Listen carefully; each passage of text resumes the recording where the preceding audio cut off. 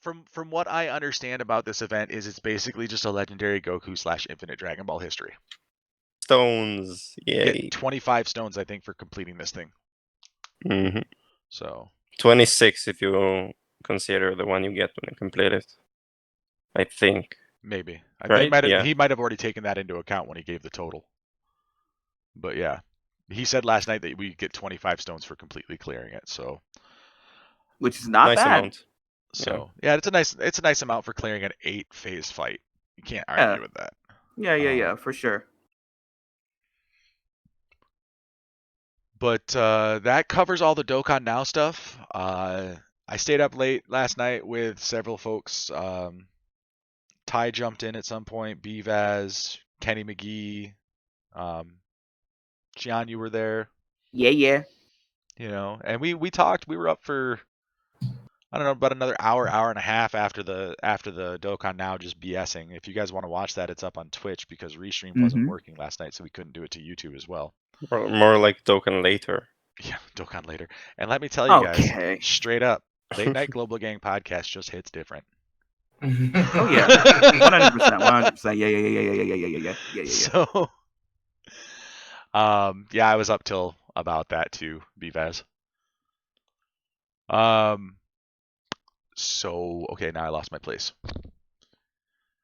Give me some last thoughts on this Dokkan Now, this Super Dragon Ball Heroes crossover, guys. So, fun. I'm impressed. I'm very impressed because Shaft. no. Before the live stream, I would have said Shaft because I have had multiple upon multiple rants about how Akatsuki could have revealed this way better than just smacking it on their webpage. Just here's the roster. That's it. You really thought you were going to be getting a Dokkan Fest. Silly global. Silly global. Silly global. And that's the other thing is, like, a lot of people said that we were going to get our first Heroes Dokkan Fest. I believed it. Okay, so I didn't. What's the importance for of 1 that? second. Of it being a Dokkan Fest? What's the difference? The Just importance of getting it being with coins. Well, other than it being red coins, the importance of it, if they would have made it a legit Dokkan Fest, that would have been a gateway for them to add the characters to the general pool. Yeah, because for sure. if he's a Dokkan Fest, his event has to come back on a regular rotation. He has to come back into other banners as part of that. Like, so, right. That's why people wanted it to be a Dokkan Fest, and I kept saying the whole time it might be, but we need to wait and see because again, I'm the hype killer. I don't want people to hype themselves to a point that they don't get the thing that they think they should have gotten, even though no one ever said they should have gotten it. Like, I always say that there's no Dokkan Fest. I always said that. But I mean, at the same time, though, like my point was always to go to, the server. They asked us, so this could possibly be the chance that we could finally get a Dokkan Fest exclusive for Heroes because the server said it. The server asked us, how do you feel if we ever? Yes, yeah, dude, the survey. Yeah, that's the survey asked us if we have too much content. No, but I could have sworn there was a question. There was absolutely a question on one of the surveys about how would you feel about Dokkan Fest or LRs or Dokkan Fest Heroes units. I actually think it was just on JP. It might have been just on JP, but either way, they took that information and they made a Dokkan Fest level Super Dragon Ball Heroes unit, but they did not make him a Dokkan Fest exclusive unit, which is fucking garbage. It may or may not be. I mean, I would like to have these units in the general pool. I would like to have this Vegito as part of the regular rotation. You know? Technically, it's more exclusive than a Dokkan Fest exclusive. Yes, these are literally the most rare units in Global Dokkan. Yeah. So that's another reason why I stressed, you guys might want to consider spending some stones on this. The units are good. Yeah, the animations are not top tier, which, by the way, if you're a global player bitching about these animations, shut the hell up. Sorry. Alec, you shut the fuck up. I'm sorry. These animations are 2 years old, man. Right. And if you were watching last night before they ever showed the animations, is exactly what I said we were going to get. We were going to get high quality, simple animations. And you can't tell me that these are not higher quality animations than they were 2 years ago, but they're simple like they were 2 years ago. But think about what we're getting, though. Think about it. Super Saiyan 4, Bardock, Gohan, Broly, and Vegito. They deserve the I mean, honestly, they're kind of pulling shit out of their ass, though, for super animations, aren't they? I mean, they'd have to go into some of the video games. Them from... You can go into the video games and you can get whatever their super attack animations are. The thing is that for Dragon Ball Heroes, it's not like they're full cutscene super attacks. It's not like they take something from the animation. But I mean, okay. But I mean, look at what they did to, the recent LR Vegito. Look at what they did to that. Sure, they combined, a cutscene from Kakarot.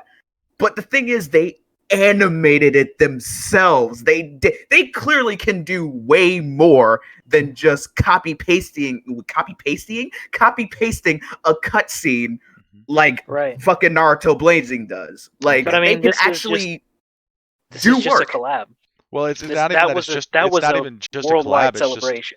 Here's the thing with that is that they have to license out every single piece of these cards. Right. Yes, it's all part of the Dragon Ball, banner and everything. But Dragon Ball Heroes and the company that develops Dragon Ball Heroes is not Akatsuki. So anything Akatsuki wants to use from this, they have to license. They have to pay somebody else to put this content in their game. Wait, so Kakarot is also Akatsuki? Not necessarily. No. I'm talking about for Dokkan. I mean... So like, did they license that super attack? I mean, like that's the thing. Like that's one of the things you have to look at. Yeah, they combined a lot of shit into that super attack. That first 3 seconds of that high quality 4K 60 frames per second ass fucking launch up punch and shit. That was Kakarot. That was 100% Kakarot. But everything after that was just made up shit. Besides that throwdown when he caught his leg and threw his ass to the ground. That Kamehameha we never seen that before. We never seen that Kamehameha anywhere.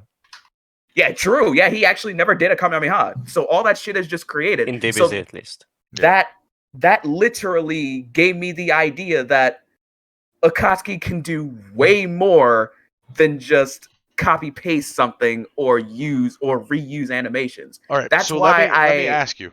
If you have something that's incredibly hype, it's going to make a shit ton of money. Are you going to put even more money into that thing to make less money on the overall?